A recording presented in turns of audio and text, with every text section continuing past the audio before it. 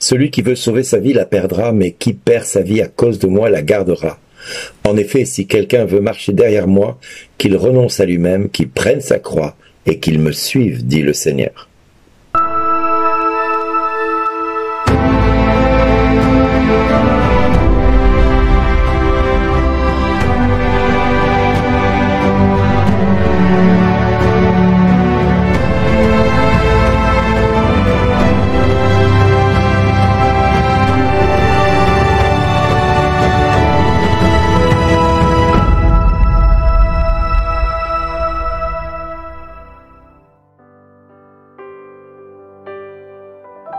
Bonjour les amis, pardon pour ceux que je vais choquer aujourd'hui, mais il me semble essentiel quand on écoute l'évangile de ce jour, de ne pas avoir de paroles qui soient tièdes ou timorées, de paroles qui soient avec la compromission jusqu'au bout des lèvres, parce que sinon, nous ne sommes pas dignes d'être à Christ.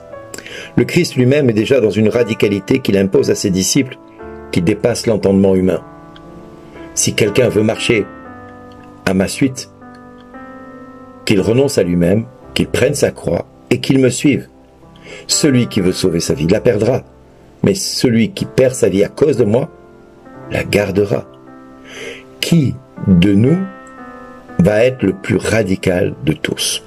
Reste à savoir de quoi je vais parler. Eh bien, je vais vous parler de quelque chose qui va peut-être blesser certains, et je vous en demande pardon dès le départ. Ce n'est pas mon intention, mais c'est pour nous permettre de réfléchir à ce qui est essentiel. Pourquoi suis-je chrétien? Pourquoi j'ai accepté de devenir chrétien? Pourquoi me suis-je fait baptiser? Ou pourquoi mes parents m'ont-ils baptisé et auquel j'ai accepté de le suivre aujourd'hui en recevant le baptême, en recevant la première communion, en recevant la confirmation et peut-être en me mariant à l'église? Pourquoi ai-je accepté de suivre le Christ? La question, elle est là. Pourquoi suis-je chrétien? Qu'est-ce qui m'importe le plus aujourd'hui? Est-ce que c'est ce que je vis avec ma femme, mes enfants, mon mari? Est-ce que c'est ce que je vis avec mes collègues de travail? Est-ce que c'est ce que je vis avec la société dans laquelle je suis? Qu'est-ce qui fait de moi un chrétien dans ce monde? Alors je vais vous parler de ce qui va vous blesser peut-être pour certains, mais n'y voyez pas là, moi, l'intention de vous juger, ni même de vous condamner, mais de vous faire réfléchir sur le pourquoi vous l'avez fait. Juste du pourquoi vous l'avez fait. Il y a quelque temps en arrière, une fameuse épidémie est arrivée sur notre pays et sur le monde, le Covid. Ce Covid a divisé les familles, a divisé les cœurs, a divisé les communautés.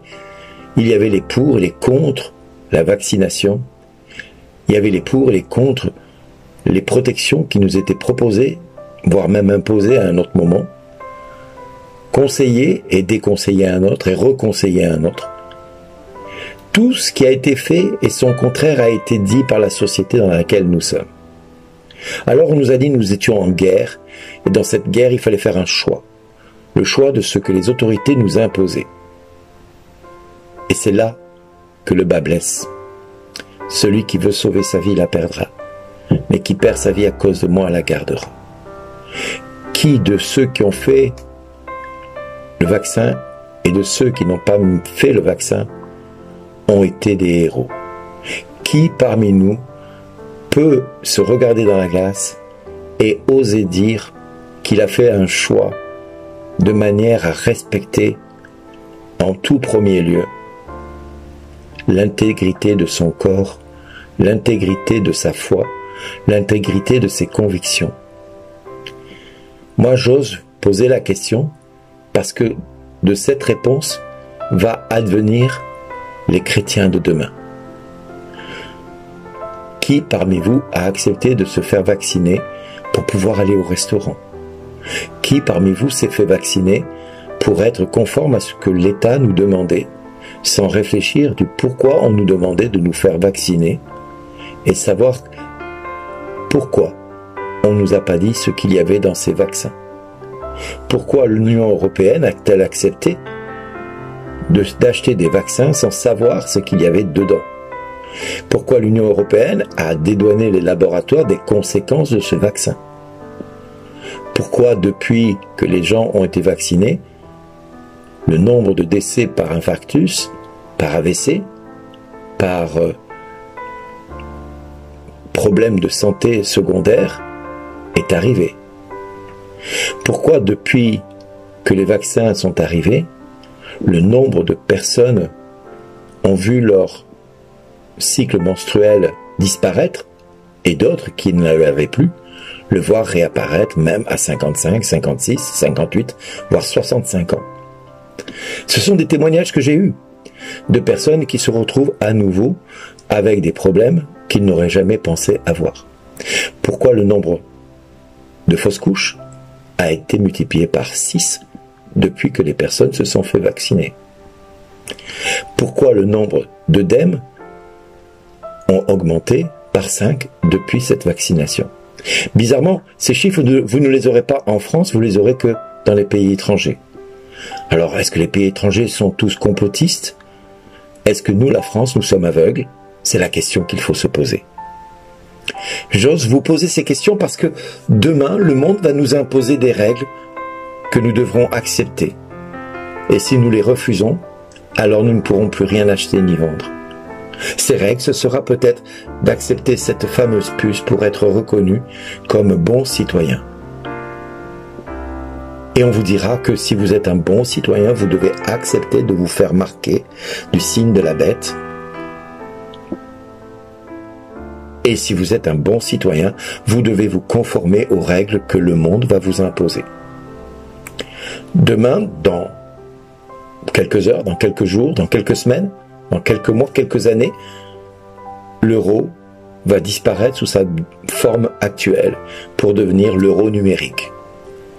Tous ceux qui seront des bons citoyens verront leur monnaie continuer à arriver sur leur compte bancaire sans aucun problème. Et pourront retirer au guichet de chaque distributeur de billets la valeur qu'ils ont sur leur compte s'ils le souhaitent. Mais demain, viendra également cet euro numérique qui va permettre de sélectionner les bons et les mauvais citoyens, ceux qui parlent comme la doxa que le monde veut qu'on ait, ou ceux qui vont dire attention, réfléchissons, discernons, posons les bons actes, posons les bonnes questions, osons nous mettre en réflexion et n'acceptons pas tout par amour sous prétexte que se faire vacciner, se faire marquer par le chiffre de la bête, c'est un acte d'amour pour son prochain. Et vous voyez là où je veux en venir. L'Église elle-même va dire oui à ce qu'on va nous proposer. Mais les chrétiens, les véritables disciples du Christ, ce sont ceux, non pas ceux qui vont vouloir sauver leur vie, comme le monde va vouloir nous le faire avaler, mais ce sont ceux qui vont accepter de perdre le droit de vivre normalement, à cause de ce qu'ils croiront. Ce sont ceux qui vont accepter de renoncer à eux-mêmes et de marcher à la suite du Christ, quitte à ce que demain, nous soyons, comme au moment de la Révolution française, des chrétiens qui s'opposent aux révolutionnaires.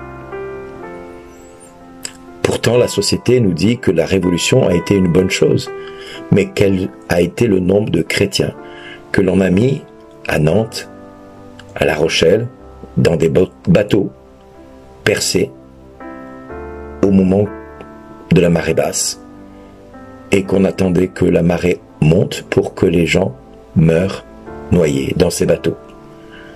Voilà, parce qu'ils étaient chrétiens, parce qu'ils refusaient d'abdiquer à leur foi, parce qu'ils n'étaient pas révolutionnaires, qu'ils ne rejetaient pas l'Église, qu'ils ne rejetaient pas le Christ, eh bien on les a fait mourir dans des bateaux. Ça a été l'un des premiers génocides que le monde ait pu recenser à cette échelle-là. Et si vous allez discuter un jour avec Philippe de Villiers, il vous racontera ce qui s'est passé à ce moment-là.